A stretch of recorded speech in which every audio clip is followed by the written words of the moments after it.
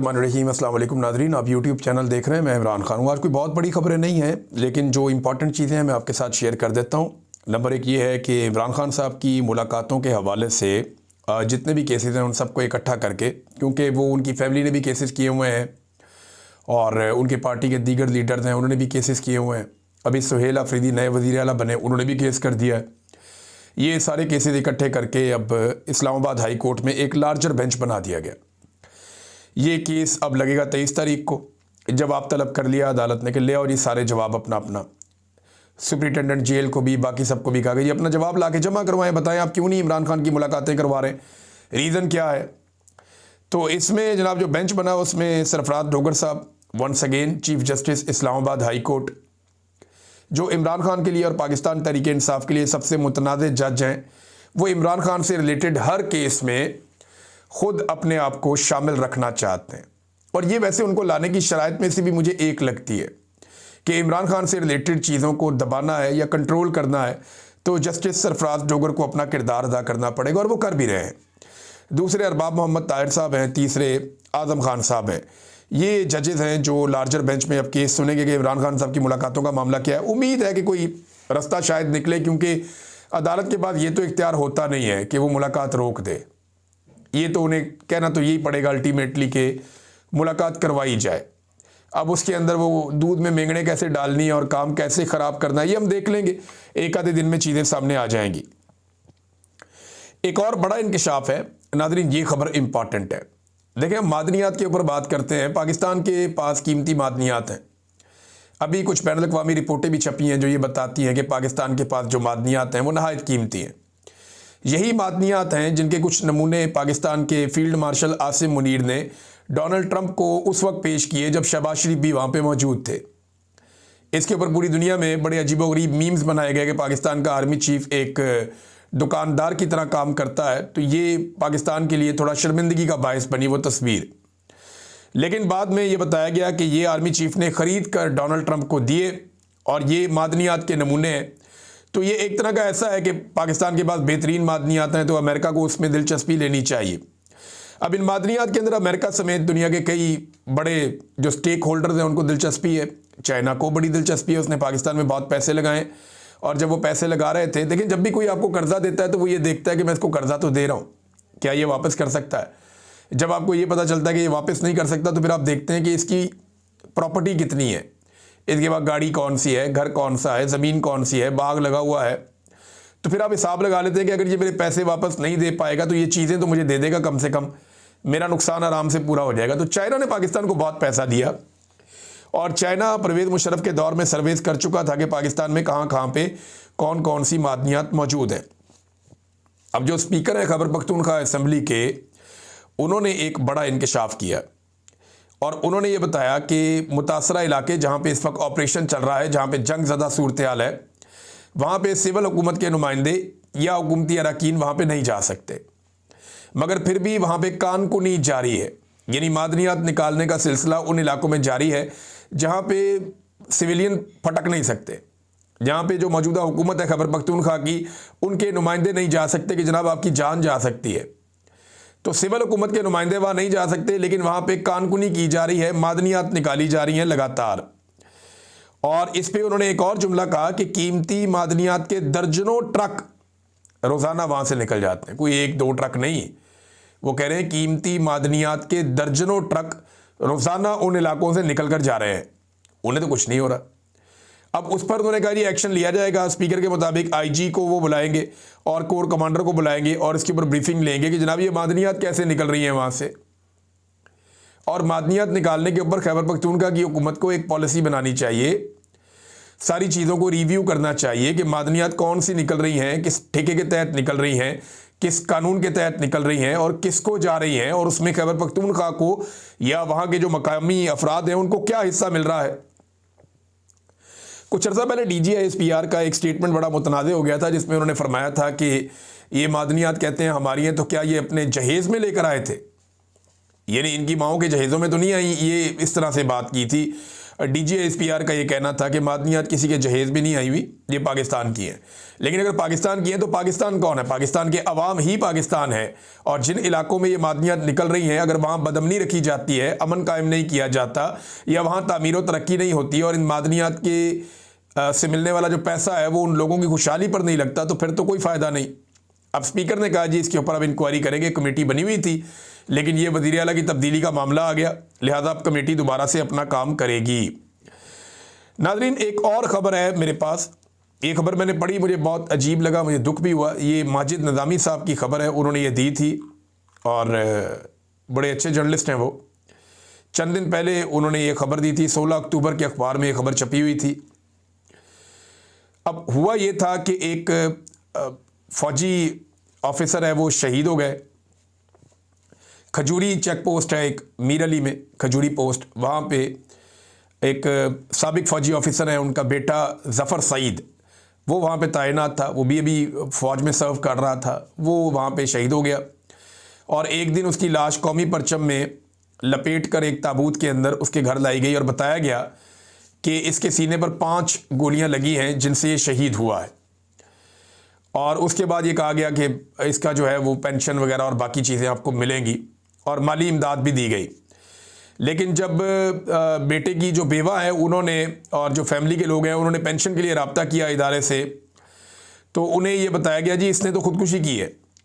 अब ये एक बड़ी अजीबोगरीब बात है कि 2 मरतबा माली इमदाद मिल गई, लेकिन जब शहीद की वालदा और बेवा पेंशन के लिए गई तो उन्हें कह दिया गया कि उसने ख़ुदकुशी की है। अब मुझे समझ नहीं आ रही कि ये कैसे हो सकता है कि एक आदमी अपने सीने में 5 गोलियां मार के ख़ुदकुशी कर ले। मेरे जहन में जो सादा सवाल आता है वो ये आता है, ख़ुदकुशी तो अगर किसी ने गन से करनी तो पिस्टल सर में रख के मार लेते हैं गोली, या नीचे रख के मार लेते हैं गोली। मैंने तो ये देखा है और केसेस में भी ये देखा है कि या तो लोग नीचे से मार लेते हैं या सर में मार लेते हैं नॉर्मली गोली, और वो ख़ुदकुशी हो जाती है। सीने के अंदर 5 गोलियां कोई आदमी कैसे मार सकता है ख़ुदकुशी में? यानी एक गोली मारेगा तो उसके बाद तो उसकी हिम्मत नहीं होती दूसरी गोली चलाने की, लेकिन वो कहते हैं जी अपने सीने में 5 गोलियां इसने मार के ख़ुदकुशी की है। ये बड़ी अजीब ख़ुदकुशी की कहानी है जो अब सामने आई है। मेरे ख्याल में इस पर आर्मी चीफ को नोटिस लेना चाहिए और जो मिलिट्री क़यादत है उन्हें नोटिस लेना चाहिए, कोर कमांडर को वहाँ पे नोटिस लेना चाहिए और इस केस को दर्द दिल के साथ देखना चाहिए। अगर तो ये नौजवान शहीद हुआ है तो वो हक़ाइक़ सामने रखे जाएँ, और अगर कोई और वाक़या है तो फिर पूरी बात बताई जाए कि गोली कहाँ लगी और क्या हुआ। इस तरह की चीज़ों से कि पहले आप कौमी परचम में लपेट कर ले आएँ और इमदाद भी करें और वहाँ पे अफसोस भी करें और शहीद का दर्जा दें, और बाद में आप कहें ये ख़ुदकुशी थी, तो इससे बददिली पैदा होती है ना सिर्फ नौजवानों में बल्कि उनकी फैमिलीज़ के अंदर भी। लिहाजा इस मामले को दर्द दिल के साथ देखा जाना चाहिए, ये अफसोसनाक है। नाज़रीन, जो बुलेट प्रूफ गाड़ियाँ खैबर पख्तूनख्वा की हुकूमत ने वापस की, उन्होंने कहा ये ठीक नहीं है, पुरानी गाड़ियाँ आपने हमें दे दी है UN की, वो गाड़ियाँ बलूचिस्तान ने कहा जी हमें दे दें। अब खैबर पख्तूनख्वा के वज़ीर आला ने वापस कर दी। सुहेल अफरीदी ने रेस्क्यू करने के लिए मैदान में आ गए, बुगटी साहब, सरफराज बुगटी, उन्होंने कहा जी हमें दे दें, तो अब उन्हें दी जा रही है बलूचिस्तान को वही बुलेट प्रूफ गाड़ियाँ। देखिए, सुहेल अफरीदी ने पुलिस की रिपोर्ट के ऊपर मुबैना तौर पे ये कहा कि ये गाड़ियाँ काम की नहीं है तो हम गाड़ियाँ वापस कर रहे हैं। लेकिन मेरी ज़ाती राय में सुहेल अफरीदी को इनकी टेक्निकल सिचुएशन गाड़ियों की और इनकी वीडियोस और इनके जो प्रॉब्लम्स हैं वो सामने रखने चाहिए थे और मीडिया को हक़ाइक़ बताने चाहिए थे कि जनाब ये गाड़ियाँ इन वजूहात की बिना पर वापस की गई हैं। अब जब जब ये गाड़ी चलेगी तब तक प्रोपेगेंडा किया जाएगा, देखिए जी गाड़ी चल रही है, चाहे जितने मर्जी इसके ऊपर पैसे लगते रहें। फिर दूसरा ये है कि अगर खैबर पख्तूनख्वा में पुलिस वालों के साथ कोई भी इंसिडेंट होता है तो बाद में ये कहा जाएगा कि अगर सुहेल अफरीदी गाड़ियाँ वापस ना करता बुलेट प्रूफ वाली तो ये इंसिडेंट ना होता। तो फौरी तौर पे बुलेट प्रूफ गाड़ियों का बंदोबस्त करना सूबाई हुकूमत की ज़िम्मेदारी है, फेडरल हुकूमत को भी इसमें अपना हिस्सा डालना चाहिए। लेकिन सुहेल अफरीदी साहब इस काम को बेहतर तरीके से कर सकते थे, जो एक अजीब तरीके से हुआ, और उसके ऊपर उनको वजाहत देनी चाहिए। नंबर 5 नाज़रीन, एक और खबर है, ये उस्मान जोड़ा साहब आपको याद होंगे, इमरान खान साहब ने इनको बड़ी शाबाश दी थी। ये वो नौजवान है जो जब पुलिस रबड़ की गोलियां मार रही थी तो एक खातून को लग रही थी, तो ये ज़मान पार्क में उस खातून के आगे आकर खड़ा हो गया और गोलियां अपने जिस्म पे इसने खाई। ये बड़ा सियासी ख़ानदान है इस नौजवान का, कई दहाइयों से इसका ख़ानदान सियासत कर रहा है और गुजरात से इसका ताल्लुक़ है। अब दहशतगर्दों की तरह इसको अदालत में पेश किया गया, अडयाला के बाहर से इसको गिरफ़्तार किया गया था। अब देखें ये इसकी तस्वीर, आप ये हाथों में हथकड़ियाँ लगी हुई हैं और दोनों हाथों में लगी हुई हैं जैसे कोई दहशतगर्द है। और इसके सर के ऊपर काला कपड़ा भी चढ़ाया हुआ है। ये रियासत क्या कर रही है? क्या ये कोई दहशतगर्द है? वो पॉलिटिकल कारकुन है और पुराना पॉलिटिकल फैमिली से इसका ताल्लुक है। वो अडियाला जेल में गया सिर्फ कि बाहर मैं खड़ा हूँ यकजहती के लिए, अंदर मेरा लीडर बंद है और सारे जाते हैं। अब उसे गिरफ्तार करके उसके मुंह के ऊपर काला कपड़ा डाल के उसको जिस तरह अदालत में पेश किया जा रहा है, इससे नफरत पैदा होगी। ये नौजवान जब अपने इलाके में वापस जाएगा तो ये क्या बताएगा कि इसके साथ क्या किया गया, या जो इसके इलाके में दीगर नौजवान इसकी ये तस्वीर देख रहे हैं उनके दिलों पे क्या गुजरेगा? क्या वो इस एस्टेब्लिशमेंट से और उनकी लाई हुई हुकूमत से मोहब्बत करेंगे या डर जाएंगे? नहीं, वो नफरत करेंगे, डरेंगे नहीं। डर थोड़े अरसे के लिए हो सकता है, लेकिन डर जो है वो आहिस्ता आहिस्ता बदल जाता है नफरत में, और नफरत बदल जाती है बगावत में, और बगावत कुचल देती है ताकत को। ये बात लिख कर पर्ची के ऊपर रख लें और अपनी जेब में डाल लें। होता यही है और यही सीक्वेंस है और यही फार्मूला है जो हमने हमेशा देखा है। नाज़रीन, हमारे कुछ सहाफ़ी दोस्त हैं जिनके माजी में बड़े बयानात होते थे महंगाई के ऊपर, वो माइक्स लेकर निकल जाते थे, लोगों की इंटरव्यू करते थे। पेट्रोल 2 रुपये लीटर महंगा हो गया, बताओ, डॉलर की इतनी कीमत होगी, बताओ, आज सब्ज़ी कितने की मिल रही है, आटा कितने का है, घी दालें कितने की हैं। अब वो ये काम नहीं करते। कोई एतवार बाज़ार की रिपोर्ट देता था, कोई कहीं से कोई पेट्रोल पंप पे खड़ा होकर, तो बहुत उनके वायरल होते थे उनके बड़े स्टेटमेंट्स, और वो ट्विटर के ऊपर ट्वीट्स भी करते थे। अब उन्हीं की वही चीज़ें निकाल कर जो है वो मीडिया, सोशल मीडिया सामने रख रहा है, और सोशल मीडिया उन्हें बहुत ज़्यादा रुसवाई का सामना करवा रहा है। वो ज़ेरे अताब आ गए हैं अवामी असर के, क्योंकि अवाम बार बार ये कह रही है कि महंगाई तो अब बढ़ी है। पहले तो महंगाई इतनी ज़्यादा नहीं बढ़ी थी पहले भी, लेकिन अब जो महंगाई बढ़ी है वो बहुत ज़्यादा बढ़ी है। मैं अपने एक दोस्त को सुन रहा था, इमरान खान साहब के दौर का उनका क्लिप है कि जी बहुत ज़्यादा महंगाई होगी, तबाह बर्बादी होगी, और इमरान खान जिम्मेदार है। और अब वो कहते हैं जी महंगाई तो है ही नहीं, कोई चीज़ ही नहीं होती महंगाई। तो ये मैं हैरत मुझे होती है, लोग अपना मौक़िफ़ कैसे बदल लेते हैं। भाई इमरान खान के दौर में महंगाई थी तो हम भी कह रहे थे कि महंगाई है। आज अगर महंगाई ज़्यादा बढ़ रही है तो हम फिर कह रहे हैं महंगाई है। अब ये तो नहीं हो सकता कि उस दौर में आप कह रहे हो क्योंकि इमरान खान की आपको शक्ल पसंद नहीं है या आप उनको बुग्स में आप मुब्तला हैं, तो उस दौर में आप कहें महंगाई है, और अब जब महंगाई कई गुना बढ़ गई है तो आप कहें कि जनाब महंगाई आपको दिखाई नहीं दे रही, एक्चुअली आपकी आंखों पे बुग्स की पट्टी बन गई और कोई बात नहीं है। नाज़रीन, एक बड़ी अजीबोगरीब हरकत की जो आईनी बेंच के सरबराह हैं जस्टिस अमीनुद्दीन खान ने। वो कहते हैं पाकिस्तानियों को पैसे बैंकों में रखने की बजाय स्टॉक मार्केट में सरमाया लगाना चाहिए। भारत में लोग स्टॉक मार्केट में सरमायाकारी करते हैं, अंदाज़ा करें आप। यानी अब ये जज फाइनेंशियल एक्सपर्ट भी बन गए हैं। कई लोग तो इसको सट्टा कहते हैं, स्टॉक एक्सचेंज को, वो इसलिए भी इसमें पैसा नहीं लगाते। लोगों की अपनी अपनी राय है। वो कहते हैं भारत में भी लोग पैसा जो है स्टॉक मार्केट में लगाते हैं। अब मेरा सवाल ये है कि जज साहब आपका इससे क्या ताल्लुक है? आपको वजीर खजाना तो नहीं है, या मुल्क की मईशत की जिम्मेदारी आपने तो नहीं ली हुई। आपने तो अपना काम करना है। भारत के अंदर लोग अपना पैसा कहाँ लगाते हैं, एक जज की तवज्जो इस पे होने से बेहतर है कि वो ये देखे कि भारत के अंदर अदलिया उनसे बेहतर कैसे है। आपको ये बताना चाहिए था कि भारत के अंदर अदलिया कैसे बेखौफ होकर बेहतर फैसले दे लेती है। आपको बताना चाहिए था भारत के अंदर पैसे के साथ लोग क्या कह रहे हैं, आपका इसके साथ क्या ताल्लुक है। आप कोई फाइनेंशियल एक्सपर्ट तो नहीं है ना, आपकी ये ड्यूटी है। भारत को तो छोड़ें, कीनिया की अदालत ने शहीद अरशद शरीफ को इंसाफ दे दिया। ये देखें ना, ये खातून जज हैं, इनका चेहरा आप देख लें। इन्होंने कीनिया में इंसाफ दिया है। जस्टिस सेटला ने अरशद शरीफ कत्ल केस में पुलिस ने कहा जी कि ये गलत शनाख्त के मामले में हमसे कत्ल हो गया, लेकिन उन्होंने कहा नहीं, ये झूठ है। उन्होंने पुलिस के खिलाफ फैसला दिया वहां पे कीनिया में। ये खातून जज है। लेकिन आप ये देखें कि पाकिस्तान के अंदर क्या हुआ। पाकिस्तान में आप लोग अभी तक उस केस को ही नहीं लगा रहे। हाई कोर्ट ने यह कहकर केस उठा दिया कि जनाब ये तो केस सुप्रीम कोर्ट में चल रहा है सो मोटो में, और सुप्रीम कोर्ट ने यह कह के उठा दिया कि जनाब सो मोटो का तो इख्तियार ही खत्म हो गया 26वीं तरमीम के बाद। तो आज अरशद शरीफ के कत्ल का केस किसी अदालत में नहीं चल रहा, तो आप अदालत में केस चला लेना। यह मिसाल भी देना किसी जगह पे कि दुनिया की अदलिया कैसे आपसे बेहतर परफॉर्म कर रही है। बाकी हर चीज़ के अंदर आपने अपनी राय बिला वजह देनी होती है। नाज़रीन, भारत ने अफगानिस्तान में अपना सफारत खाना खोल लिया है, बहाल कर दिया है। ये बहुत इंपॉर्टेंट खबर है।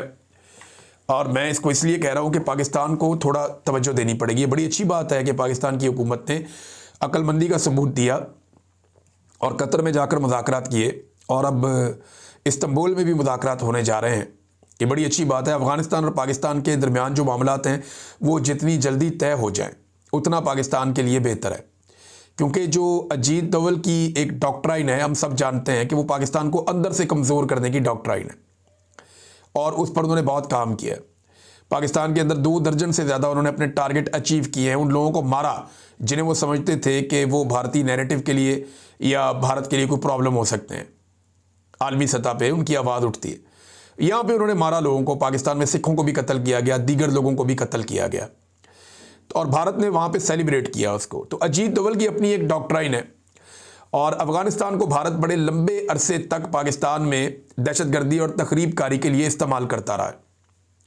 अफ़गानिस्तान की सरजमीन को करज़ई हुकूमत में, उसके बाद अशरफ गनी हुकूमत में परवेज़ मुशर्रफ ने इसके बारे में खुलकर बताया था कि 12 ट्रेनिंग कैंप्स भारत चलाता रहा अफ़गानिस्तान में, जहाँ से लोग ट्रेंड होकर पाकिस्तान आते रहे और पाकिस्तान के कबायली इलाकों में, पाकिस्तान के सेटल्ड एरियाज़ में और बलूचिस्तान में दहशतगर्दी के तवातर के साथ वाक़यात होते रहे। एक कैदी भी है पाकिस्तान के पास जो भारतीय मिलिट्री ऑफिसर है साबिक, कुलभूषण जाधव। अब भारत ने दोबारा से अपना सफारतखाना बहाल किया अफ़गानिस्तान में, तो ये पाकिस्तान के लिए एक परेशान कुन बात है। पाकिस्तान को हर हाल में अफ़गानिस्तान के साथ ज़्यादा बेहतर ताल्लुकात रखने और मगरबी सरहद की तरफ से जो पाकिस्तान को हमेशा से एक बेफिक्री रहती थी उसे कायम रखने की कोशिश करनी है, क्योंकि भारत तो वही करेगा जो उन्हें करना है। अब पाकिस्तान को ताकत की बजाय, क्योंकि सारे फ्रंट के ऊपर आप बार बार लड़ नहीं सकते, हमारी इकॉनमी भी इसकी इजाज़त नहीं देती। हमारे पास इसराइल जैसी इकॉनमी नहीं है कि आप 4-5 मुल्कों से लड़ लें। फ़ौज बड़ी तगड़ी है, हथियार भी अच्छे हैं, लेकिन आपको पैसा चाहिए होता है लड़ाई लड़ने के लिए, और लड़ाई अगर लंबी हो जाए तो फिर बहुत पैसा आपको चाहिए होता है। तो पाकिस्तान की उतनी इकॉनमी नहीं है। मजबूरन अगर लड़ना पड़े तो कौम लड़ती है, फ़ौज भी लड़ती है, हम तैयार हैं। लेकिन अफ़गानिस्तान के अंदर जो हालात पैदा हो रहे हैं उसमें पाकिस्तान को ज़्यादा मुहतात होना पड़ेगा और अफ़गानिस्तान की हुकूमत को बेहतर एंगेज करना पड़ेगा। अब तक के लिए इतना ही। अपना ख्याल रखिएगा, अपने इस चैनल का भी। अल्लाह हाफ़िज़।